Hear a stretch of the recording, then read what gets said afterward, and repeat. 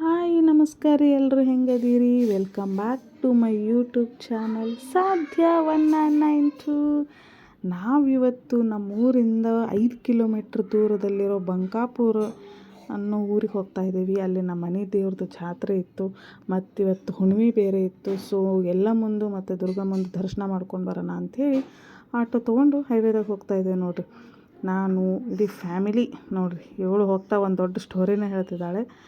ಈ ಜಾತ್ರೆ ಎಲ್ಲ ಅಂದ ತಕ್ಷಣ ನನಗೆ ನೆನಪಾಗೋದು ನಾವು ಚಿಕ್ಕವರಿದ್ದಾಗ ನಮ್ಮ ಊರ ಸೈಡೆಲ್ಲ ಜಾತ್ರೆ ಅಂದರೆ ಒಂದೊಂದು ವಾರದಿಂದನ ಅವೆಲ್ಲ ಚಕ್ಕಡಿ ಎಲ್ಲ ಕಟ್ಟಿ, ಇಲ್ಲಿ ನೋಡ್ರಿ ಬಂದಾಗ್ಬಿಡ್ತು ಚಕ್ಕಡಿ ಅನ್ನತ್ಲೇನ, ಈ ಥರ ಚಕ್ಕಡಿ ಎಲ್ಲ ರೆಡಿ ಮಾಡಿಕೊಂಡು ಏನೇನೋ ಎಲ್ಲ ತೋರಣ ಗಿಣ ಎಲ್ಲ ಕಟ್ಟಿ ಅದು ಒಂಥರ ಸಂಭ್ರಮ.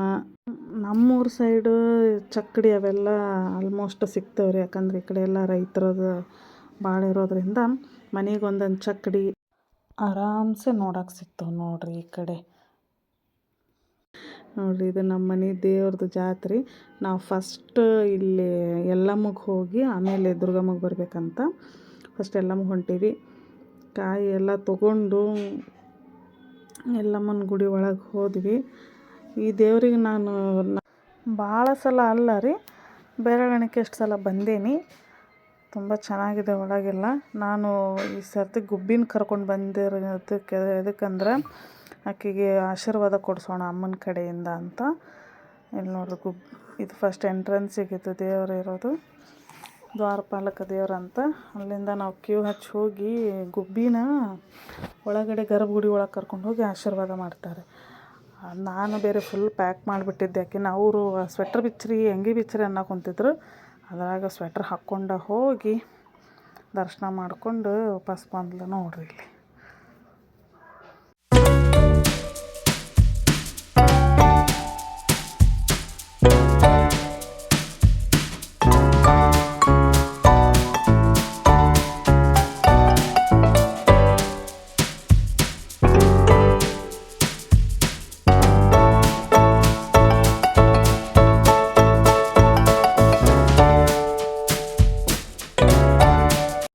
ದರ್ಶನ ಎಲ್ಲ ಮುಗಿಸ್ಕೊಂಡು ಹೊರಗೆ ಬಂದಾಗ ಹೆಣ್ಮಕ್ಳೆಲ್ಲ ಬಳೆ ಇಟ್ಕೊಳಕ್ಕೆ ಕುಂತಿದ್ರು. ನಾವು ಬಳೆ ಇಟ್ಕೊಂಡು ಅರಿಶಿನ ಕುಂಕುಮ ತೊಗೊಂಡು ವಾಪಸ್ ಅದು ಆಟೋ ಹತ್ತಿ ಇನ್ನೊಂದು ತೋಪಿನ ದುರ್ಗಮ್ಮ ಅಂತ ಅದ ರೀ, ಇಲ್ಲಿ ಇನ್ನೊಂದು ಅದ ನಮ್ಮ ಮನೆ ದೇವರು, ಅಲ್ಲಿ ಬಂದ್ವಿ. ಇನ್ನೂ ಇಬ್ಬರದ್ದು ಸ್ಟೋರಿ ಮುಗ್ದೇ ಇರಲಿಲ್ಲ, ಇನ್ನೂ ಸ್ಟಾರ್ಟ ಮಾಡಿದ್ರು ಅವರು. ಆ ಸ್ಟೋರಿ ಮುಗಿಸ್ಕೊಂಡು ಈ ಕಡೆ ಒಳಗೆ ಎಂಟ್ರೆನ್ಸಿಗೆ ಬಂದು ಇಳಿದ್ವಿ ನೋಡ್ರಿ. ಇಲ್ಲಿ ಫುಲ್ಲು ಜಾತ್ರೆ ಅಂದ್ರೆ ಜಾತ್ರೆ, ಕಾಲಿಡೋಕ್ಕೆ ಜಾಗ ಇಲ್ಲ. ನಾವು ಅಲ್ಲೇ ಎಂಟ್ರೆನ್ಸ್ಗೆ ಆಟೋ ಇಳಿಸಿ ನಡ್ಕೋಂತ ಬಂದ್ವಿ ಒಬ್ಬಿ ಕರ್ಕೊಂಡು.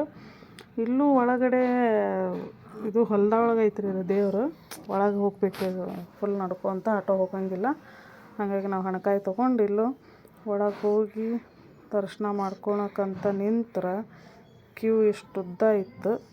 ಆ ಕ್ಯೂ ಈ ಜನಗಳ ಮಧ್ಯೆ ಈ ಮಕ್ಕಳು ಕರ್ಕೊಂಡು ಹೋಗೋದ್ರಾಗ ಸಾಕಾಗಿ ಹೋಯ್ತು. ಅದು ಒಂದು ಶಾಸ್ತ್ರ ನೆನಪಂತ ನನಗೆ. ಗಂಡನ ಕರ್ಕೊಂಡು ಮದ್ವೆಗೆ ಹೋಗಬಾರ್ದಂತ, ಮಕ್ಕಳು ಕರ್ಕೊಂಡು ಜಾತ್ರೆಗೆ ಹೋಗಬಾರ್ದಂತ. ಯಾಕಂದ್ರೆ ಮಕ್ಕಳು ಜಾತ್ರೆಗೆ ಹೋದ್ರೆ ಕೇಳ್ತಾರೆ, ಮಮ್ಮಿ ಅದು ಕೊಡಿಸು ಇದು ಕೊಡಿಸು ಅಂತ. ಅಂತೂ ಇಂತೂ ಕ್ಯೂ ಹಚ್ಚಿದ್ವಿ.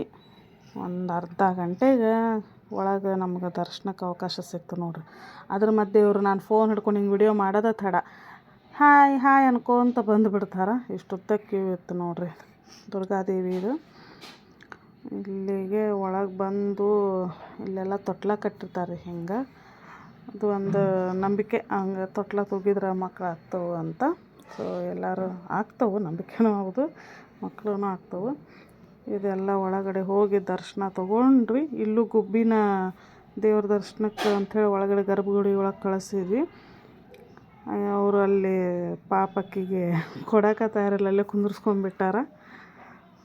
ಹಂಗೂ ಹಿಂಗೂ ಎರಡು ದೇವ್ರದ್ದು ದರ್ಶನ ತೊಗೊಂಡು ಚೆಂದಂಗೆ ಆಶೀರ್ವಾದ ತೊಗೊಂಡು ಮನೆ ಕಡೆ ಗಾಡಿ ಹತ್ತಿ ಹೊರಡಬೇಕು ಅನ್ನೋ ಅಷ್ಟರಲ್ಲಿ ನನ್ನ ಮಕ್ಕಳಿಗೆ ಹೊಟ್ಟೆ ಹಸಿವಾತು. ಜಾತ್ರೆ ಅಂದ ಕೇಳಿರ ಥರ ಥರ ಪಾನಿಪೂರಿ, ಗೋಬಿ ಮಂಚೂರಿ, ಅದೇನು ಬಟಾಟಿ ಸ್ಪ್ರಿಂಗು ಏನೇನೋ ಅದಾವ್ರಿ ಇವ್ರಿಗೆ, ಅವನ್ನೆಲ್ಲ ಕೊಡಿಸಂತ ಸ್ಟಾರ್ಟ್ ಮಾಡಿದ್ರು.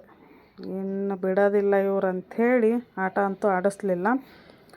ಅಟ್ಲೀಸ್ಟ್ ಅವನ್ನಾರು ಕೊಡಿಸೋಣ ಅಂತ ಅಂದ್ಕೊಂಡು ಅವನ್ನ ತಿನ್ನಿಸ್ಕೊಂಡು ಬರೋದ್ರಾಗ 10 ಗಂಟೆ ಹೊಡಿತು ನೋಡ್ರಿ ಮನೆ ಮುಟ್ಟೋದ್ರಾಗ 10 ಗಂಟೆ ಆಯ್ತು ನಾವು.